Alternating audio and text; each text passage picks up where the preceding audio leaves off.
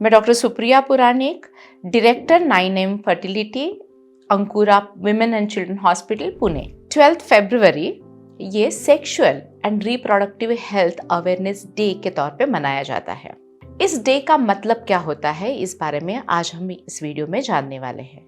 जो हमारी sexual health और हमारी रिप्रोडक्टिव ऑर्गन से रिलेटेड जो हेल्थ रहती है, health means physical health, mental health as well as social health, ये सब चीज़ें अच्छी होना जरूरी होता है।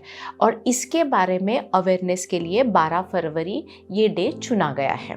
तो यूट्रस, ओवरीज, सर्विक्स से जुड़ी हुई सारे प्रॉब्लम्स, इसके साथ ही पुरुषों का भी सेक्सुअल हेल्थ और पुरुषों का भी रिप्रोडक्शन के जो ऑर्गन्स रहते हैं, जिसमें पेनीज रहते हैं, टेस्टिस रहते हैं, इन सारों का भी हेल्थ उतना ही महत्वपूर्ण होता है। जब हम स्त्रियों की रिप्रोडक्टिव हेल्थ के बारे में बात करते हैं तो इसकी शुरुआत होती है मेंस्ट्रुएशन से। जब वो उसकी माहवारी शुरू हो जाती है, उस टाइम की मेंस्ट्रुअल हाइजीन उसको जानना जरूरी है। जब पीरियड्स में गड़बड़ी हो जाती है, जब कभी वो हेवी हो जाते हैं, वो इरेगुलर हो जाते हैं, तो भी वो रेगुलर करने के लिए हमें मेडिकल कंसल्टेशन लेना जरूरी होता है। उसके साथ ही सेफ सेक्सुअल प्रैक्टिस के बारे में जानकारी लेना बहुत ही महत्वपूर्ण होता है। हमें ये भी मालूम हो जाना चाहिए कि छोटी लड़कियों को, बच्चियों को 9 से 13 साल तक सर्वाइकल कैंसर वैक्सीन देना जरूरी है। जो वैक्सीन उसका सेक्सुअल इंटरकोर्स शुरू होने से पहले दिया जाना जरूरी होता है। हमें सेक्सुअली ट्रांसमिटेड डिसीजेस से प्रिवेंशन करने के लिए क्या क्या टेक्निक्स का इस्तेमाल करना है, इसके बारे में भी हमें मालूमात होनी चाहिए।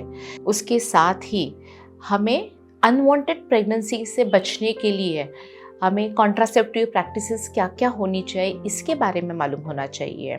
हमें प्रेगनेंसी प्लान कब करनी है, कैसे करनी है, प्रेगनेंसी कंसीव करने के भी पहले कौन से टेस्ट करने हैं, ये भी जानना ज़रूरी होता है। प्रेगनेंसी के दौरान जो फिज़िकल हेल्थ रहती है, अपनी मेंटल हेल्थ रहती है, वो भी बनाए रखने के लिए हमें क्या करना है, हमें एक्टिव कैसे रखना है, हमें डाइट कौन सा लेना है, ताकि हमारा प्रेगनेंसी के दौरान हेल्थ अच्छा रहे, इसके बारे में भी जानकारी लेना ज़रूरी होता है। मिड 30s में, मिड 40s में हमें फाइब्रॉइड्स यानी कि हमारे गर्भाशय को गठान होने के चांसेस रहते हैं, एंडोमेट्रियोसिस होने के चांसेस रहते हैं, उसके बारे में भी जानकारी लेना ज़रूरी है। हमारी अनहेल्दी सेक्सुअल प्रैक्टिसेस की वजह से कभी कभी हमें PID हो जाता है, पेल्विक इन्फ्लेमेटरी डिसीज़, तो उसके बारे में उसकी रोकथाम करने के लिए हमें क्या करना है, ये भी जानना ज़रूरी होता है। लेटर एज में पेरीमेनोपॉजल हेल्थ को बनाया रखना वो भी इम्पॉर्टेंट है। इसके साथ ही गर्भाशय मुख का कैंसर, अंदर की परत का कैंसर, ओवरीज का कैंसर, ये कैंसर से बचने के लिए क्या कौन कौन से प्रिवेंटिव टेक्निक्स है या स्क्रीनिंग टेक्निक्स है, इसके बारे में जानकारी होना भी महत्वपूर्ण है। तो sexual and reproductive health awareness ये बहुत ही बड़ा चैप्टर है और इसकी हर एक को जानकारी होना बहुत ही महत्वपूर्ण है। इसीलिए 12 फरवरी ये डे मनाया जाता है। तो इस अवसर पर मैं आप सबको ये कहना चाहती हूँ कि ये health, sexual and reproductive health ये बहुत ही इम्पॉर्टेंट है और आप सभी को इसकी जानकारी लेना और सही लोगों से, मेडिकल प्रोफेशनल से जानकारी लेना बहुत ही जरूरी है। धन्यवाद।